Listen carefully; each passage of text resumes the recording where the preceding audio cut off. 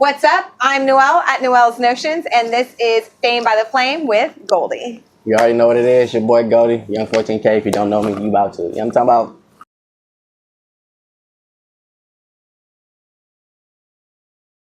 I know that you've done some interviews in the past, but I'm really excited to have you on Fame by the Flame. Definitely. Yeah, and we got you with the Devil Flame today, right? I know. Right? We hot in here. We're trying to match the temp that's outside, you guys. It's hot and sack right now, so. I got a windbreaker on, ain't no wind. Yeah. It's all good. We're gonna just keep it going. Well, I want to talk about, you being in SAC. So I met you at Block Pacific. Yeah. So shout out boys for putting this boy on, and that event was sick, and your set was awesome. So thank you, appreciate it. Yeah. So how was the show for you overall? Like, I know you've been on stage lots, but how did that show compare to maybe some of the other shows?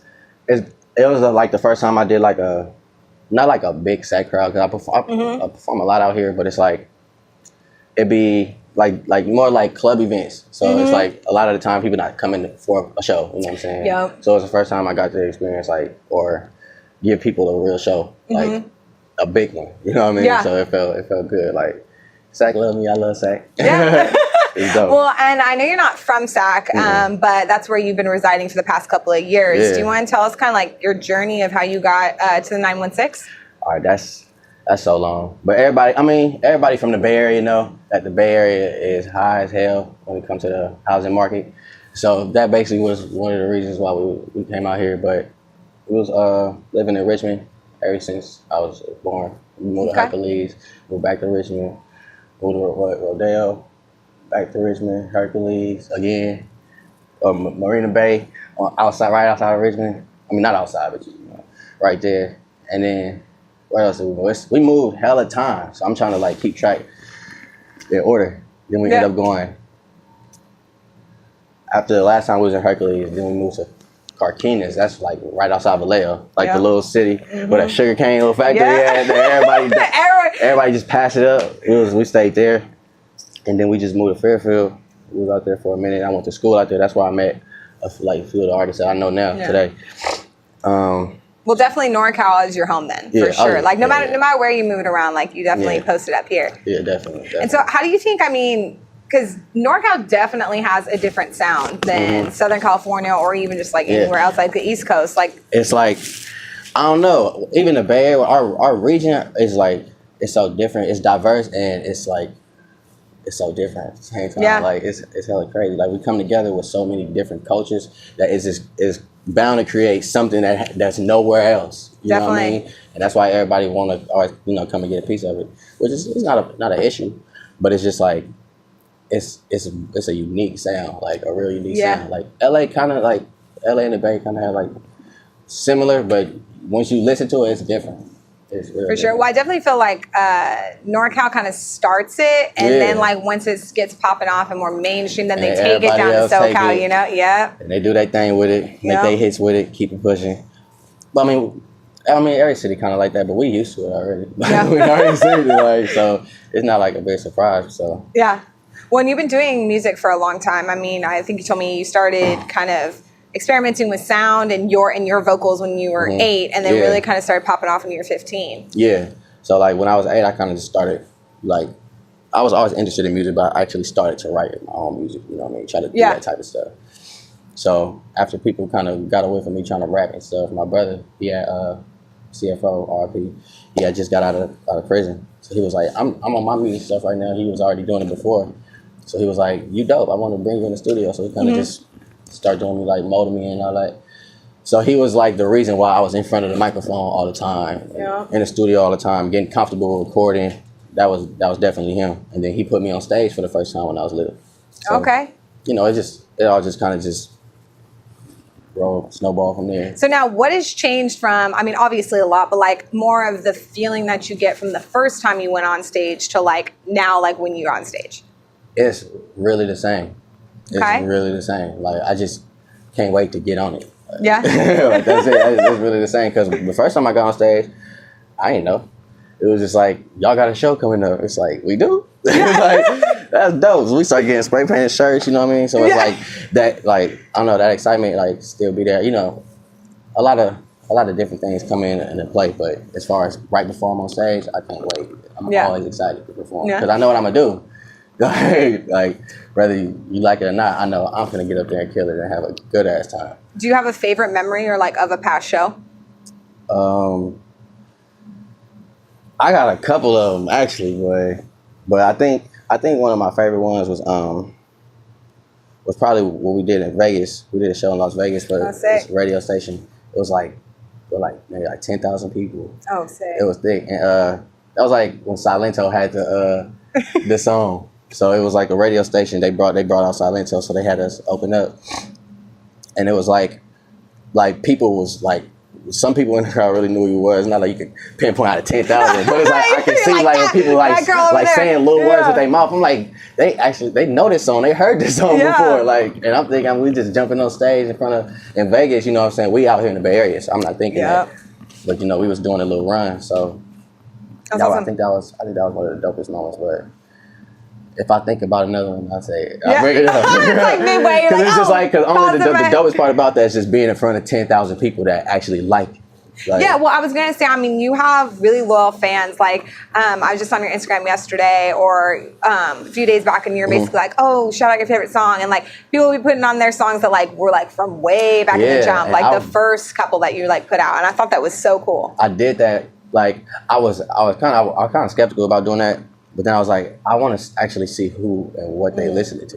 You know what I mean? By me. So I was only expecting to get like 10, 15, 20 days. Like they started flowing in, but it was like you said, like some of those older records, and I'm like, that's crazy. Like, I mean, not like I don't think y'all like the new stuff, but it's like I see what sounds that y'all like to hear from me, so that's actually good. Like, well, it's funny too because I feel like a lot of artists have those songs that are really near and dear to their heart, and then it's not even the ones that like people be shouting out are like my fave, you know? Always like that. Like, it's always like that. Like, I don't think it's really been a time where it was like we had a song we like this the one that's gonna be the one, and it was like the biggest song. It never was. Like, never was. Like always jokes like the one that you like is the one that everyone hates, and then the one that you like absolutely don't like is the one that like pops off nerves. Exactly. Everyone like knows the words. Or the one that you don't take that serious. And it was like, you know, when we were starting off in our group, like our first single, we was like, this the one they gonna mess with. We already know they gonna start twerking as soon as it come on.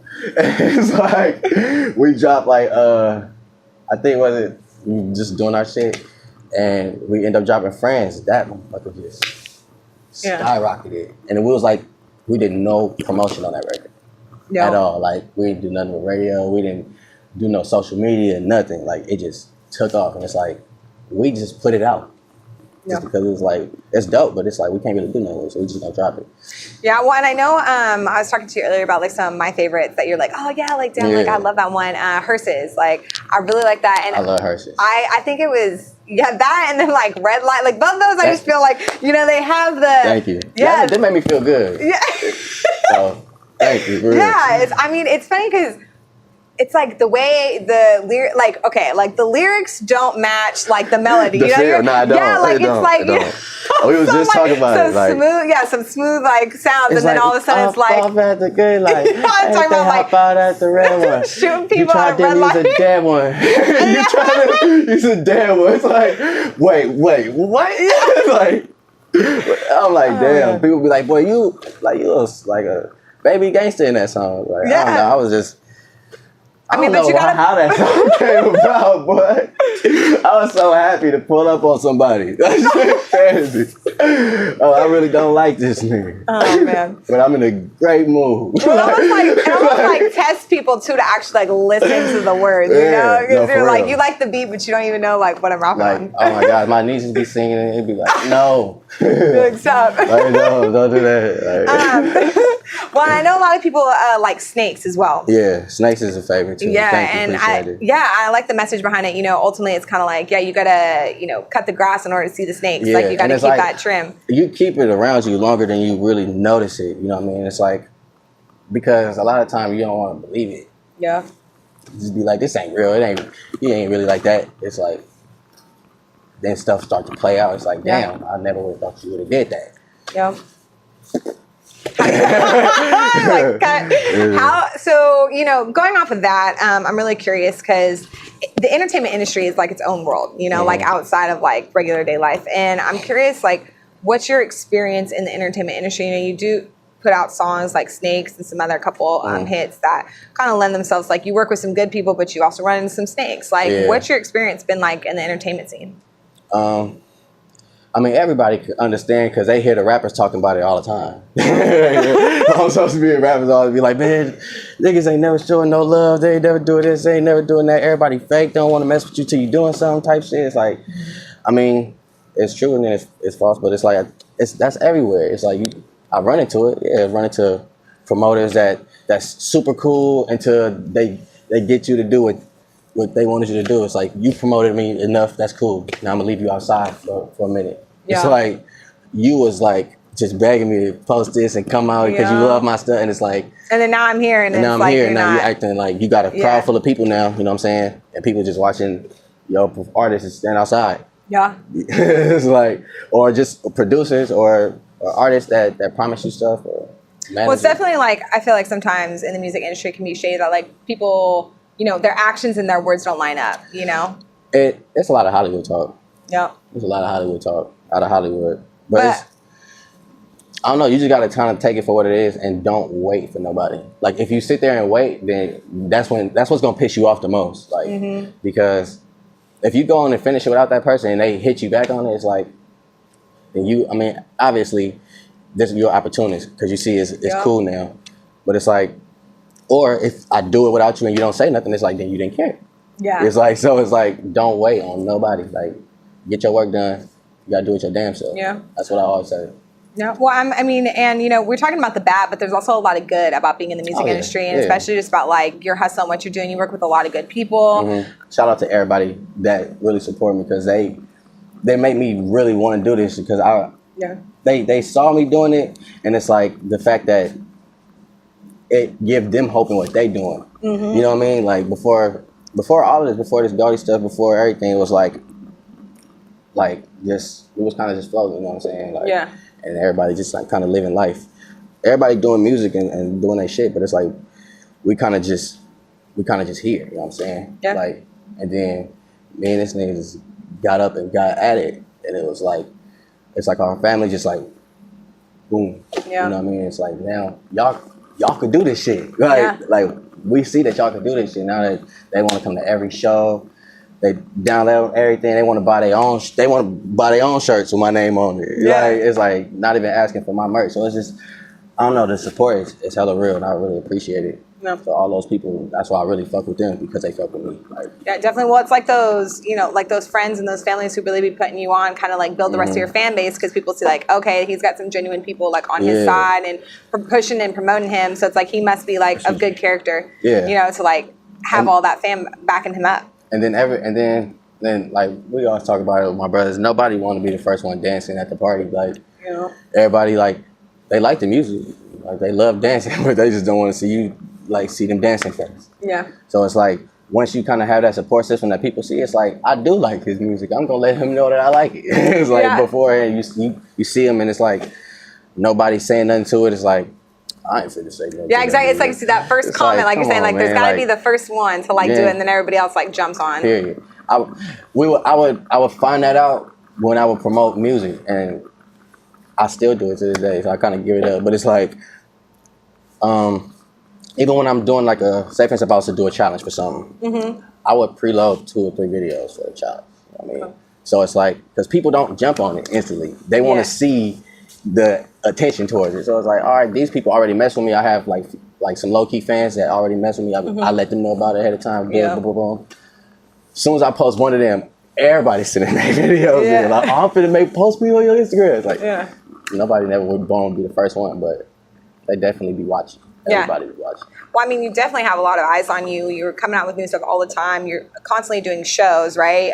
You just came out with a new single, Pass It. Do you want to talk a little bit about that and where fans can find that? They can find the Pass It single out on all digital outlets, Spotify, Tidal, Apple Music, Google Play, Amazon, your mom's house, everywhere.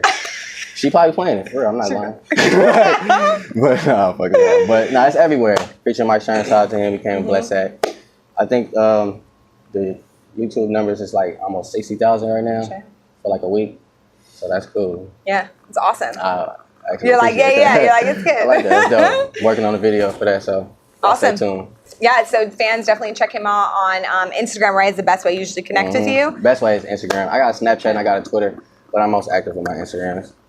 Cool. Everybody and then, everyone's on Instagram. Well, and I was going to say, besides, just kind of observing you from afar in terms of on social, fans can actually watch you perform live coming up in August, right? You got 2 shows, one in Vallejo and one in Merced. At the Empress Theater. Shout out to Miss Get It Indy. She headlining that show, and I'm going to come up and turn that thing up, but it's in Vallejo, so it's like a lot of stuff don't really just be popping off in Vallejo. Yeah. So it's like, well, now it's about to be popping off. It's really popping off, but it's at a theater, so everybody.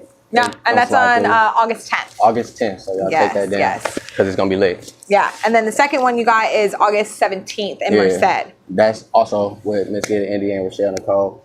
We're gonna be lit out there. It's like it's gonna be a turn up festival. You know what I'm saying? Just people outside drinking. Smoking, hopefully. Do the usual, right? Yeah, the use. You know what I'm saying? Like she said. So, beyond your shows, beyond the new single that you put out, you are gonna be doing a lot more new music, right? Because obviously, once you put out one thing, everyone's like, "Where's the rest of it? Where's the rest of it?" I was just saying that. It's like just like when I put out "Pass It," I literally got a message later that day talking about where's the next record, and they heard "Pass It," so it's like.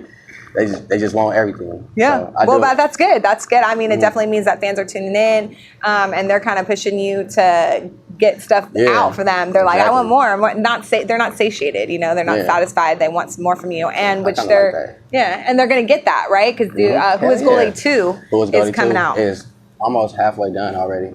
But I'm hella picky, so it's like it could be done right now, but I'm just kind of picky on what I want to put on it. You know what I mean? So once I figure all of that out and the song structure of it, it's going to be here. Awesome. It's going to maybe 2 months probably. Okay. And then are there going to be any visuals with that? Like you're shooting any music videos as well? I actually am releasing. It's going to be this Out the Blue video. It's called Robbery. But the song is nobody's never heard it before. And the video is going to be, first time you see it, it's going to be the first time you hear the song too. So. Awesome. Cool. So fans definitely have a lot to look forward to. That video is actually crazy. That video is actually dope. It's so many special effects in that video. I met up with a guy in New York named Lil Adlib. He edits videos on his own. He's hella dope. So we working together on that. That's coming out clean as hell. Awesome. So first on Fame by the Flame, you guys, new music and new videos to look out to for Goldie. You already know. Yeah. You know where to follow me because I lead the way. You know what I'm talking about? Well, Goldie, I just want to say thank you so much for being on Fame by the Flame. I really appreciate you. I mean, you're super rad and just really a dope guy. So it's I appreciate you and your music. You're a dope ass person. Oh, thanks. You know what I'm saying? We dope. This is a dope ass interview now. You know what I'm talking about? Well, before I let you go, I also want to thank Jay up at Omino Labs. He's providing the double flame up in here. Keeping it hot. Yeah, this shit go crazy. I ain't never seen that like this. Well, fans, until next time, I'm Noelle at Noelle's Notions, and this is Fame by the Flame with Goldie.